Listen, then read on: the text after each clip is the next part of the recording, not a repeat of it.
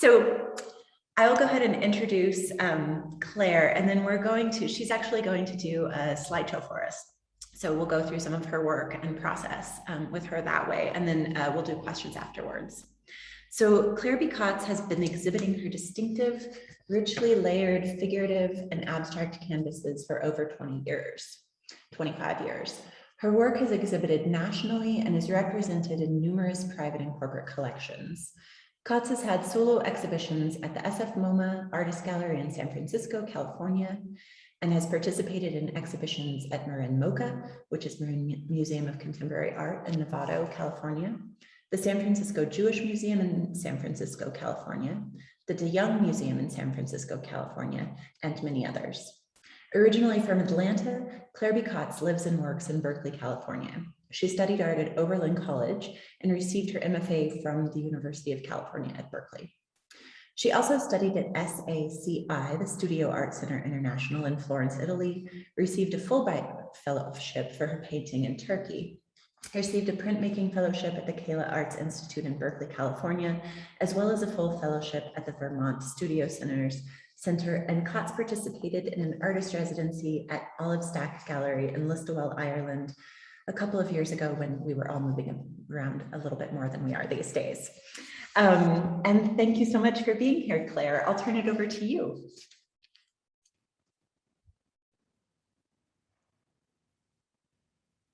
Okay.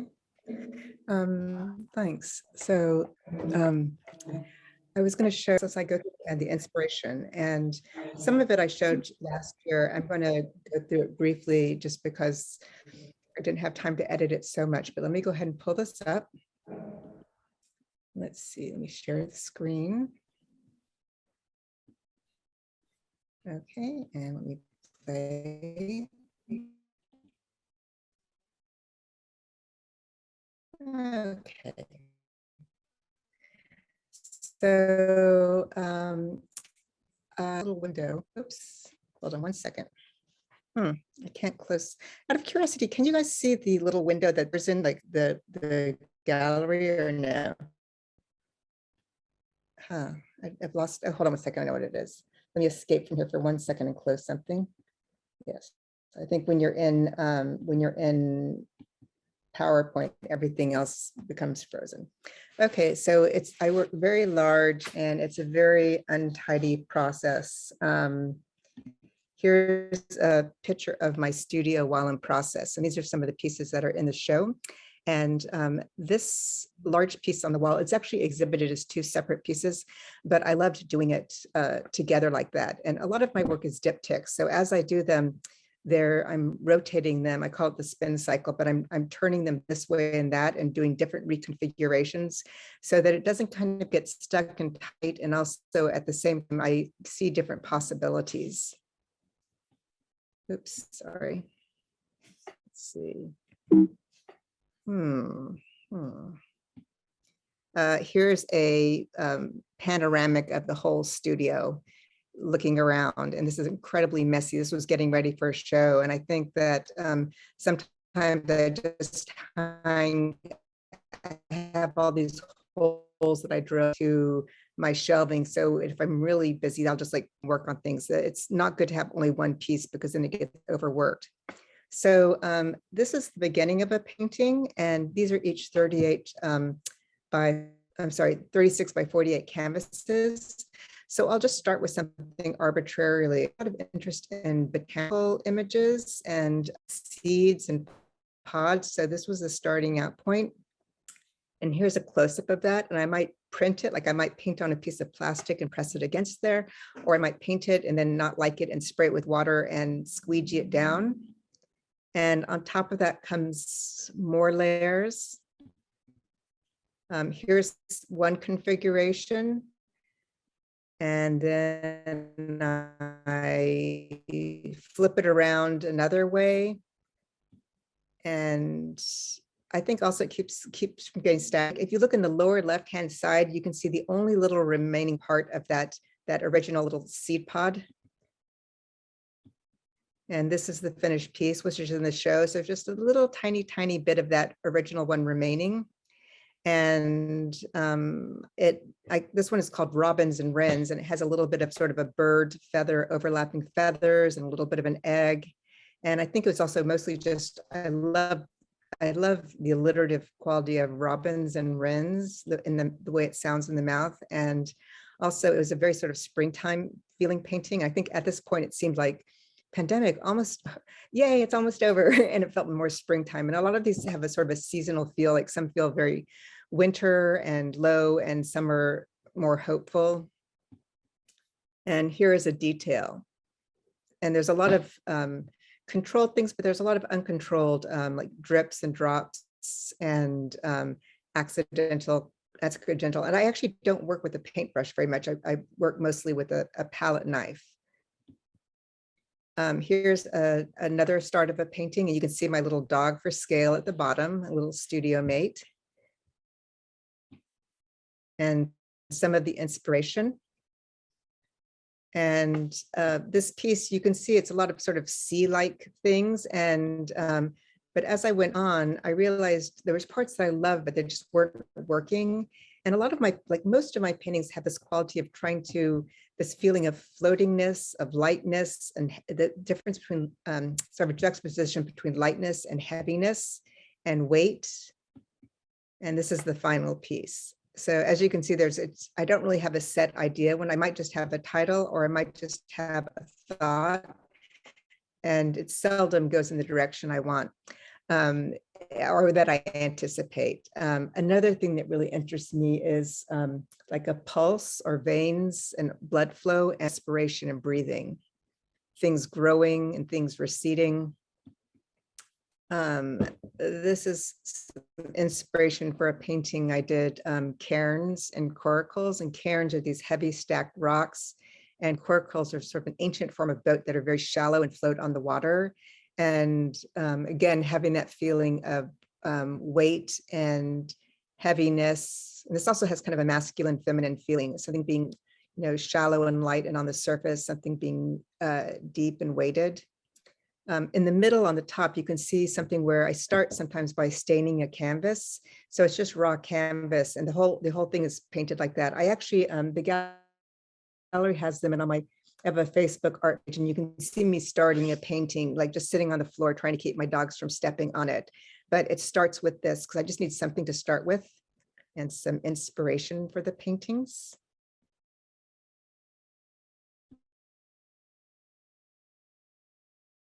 Inspiration from butterflies. We have right now, I've been collecting milkweed seeds. There's monarchs all around my building, and their caterpillars are just about to do their thing. So I love this feeling of metamorphosis and transformation. And that was this one, like a moth's wing, so that you can see the small, like overlapping scales. I think I can only go in one direction. Let's see, how do I do that? Oh, wait. There you go. So the butterfly scales and that kind of iridescence, and the little tiny butterfly eggs, and now I'm stuck again. This, I don't know if she's on or not, but I found this peacock feather, and I was fascinated by it. But my sister just got kittens, so it's going to be like the best ever cat toys. So here you can see something that's kind of inspired by the theme of butterflies. So there's a little chrysalis and maybe the shape of a wing in the upper left-hand corner, but it's not very literal at all. Another butterfly inspired one. I love Luna moths, and that idea of things evolving and emerging. Another butterfly inspired one. I love the idea of things floating up. One day I'd like to go here where they light these little, rice paper and bamboo sort of kites, and they float up into the sky. So that was part of the inspiration, some of these. I just picked this out because I was going through some very old collages, and I realized this is so similar to what I'm doing now.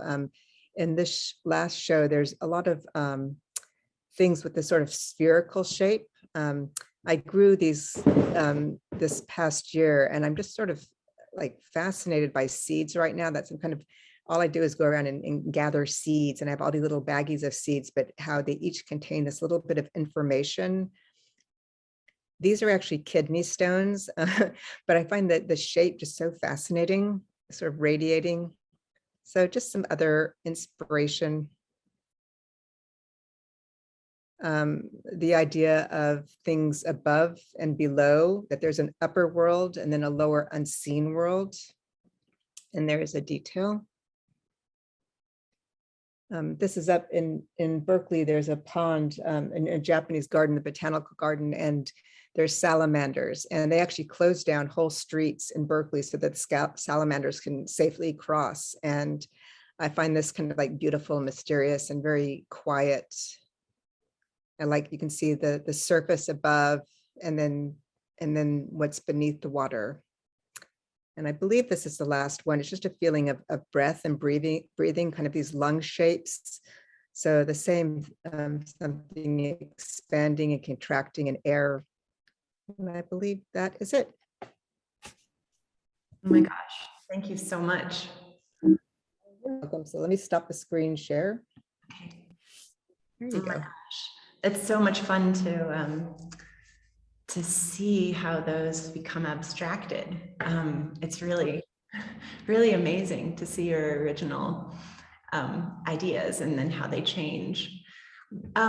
So any of you who have questions, do feel free to ask them in the chat, but I'm going to be greedy and ask Claire a few questions of my own too, because one of the things I always think about with your work is scale. You know, sometimes when I'm standing in front of the work, I feel like I'm tiny and I've suddenly entered this like very almost microscopic universe that I'm getting a view into. And then sometimes I feel like it's almost like I'm looking at something at a universal scale.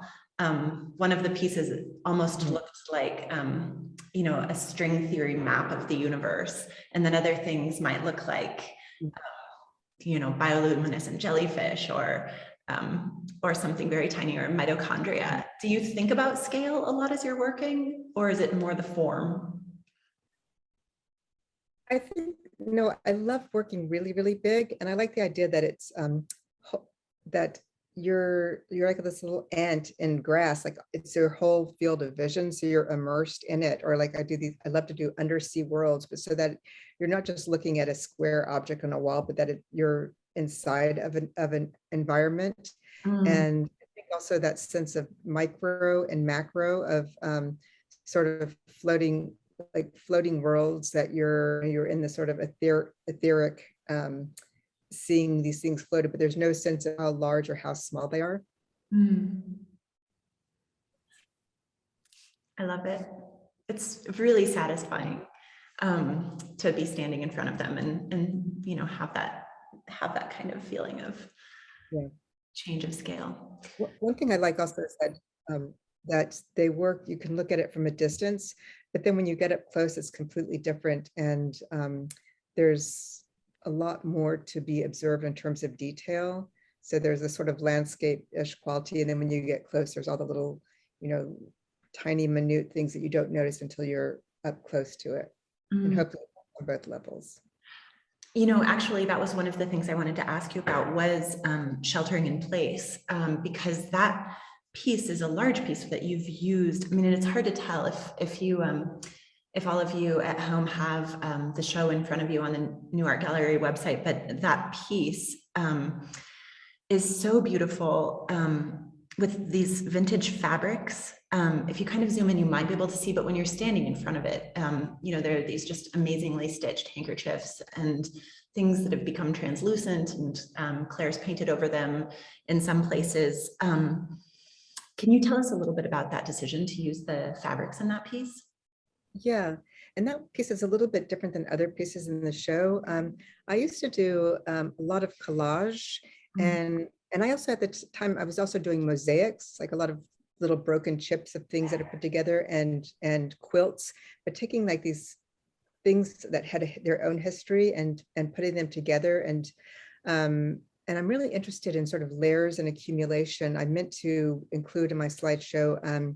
I live in, basically it was a warehouse district, and there's still old walls where it has like layer after layer after paint. And it's flaking off so you can see through it. And just that accumulation and accretion of experiences. I used to be, before I did abstract work, I was a figurative artist. And I think a lot of my work had that feeling of that we're an accumulation of what has happened to us through our life. And I thought, since y'all wanted the show to be layers, I had to do one piece that at least fell into that. But when I was doing that piece, I was thinking of it was kind of a bulb shape, which is actually a shape I've been working with since I was 5 years old. My earliest piece of art is a brown paper bag that I made for trick or treat with these little ghost shapes, and it's the same kind of little fig shape, but they had like little eyes, and it said boo. But it's like I'm 56 and I'm still doing the same shape. But I love the idea of a bulb and how it has all the information it needs to bloom. And then I turned it upside down and it was kind of a balloon. But this is when I felt like everything is starting to unfold, like we could take off a mask. And then it was like with the coming of Delta variant, it's like, nope, false call. And it reminded me of like a false spring where you think winter is over and all the crocuses start to emerge and come out. And it's like, no, it's not over yet. And everything just kind of like retracts back in.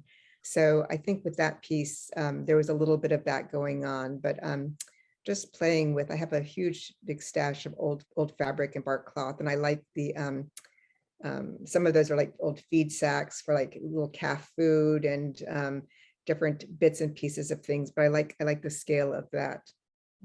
It turned out really beautiful in that piece. Thank you. I was also going to ask you, you said that one was a little bit different, and it is like either kind of like a jar, like a bulb.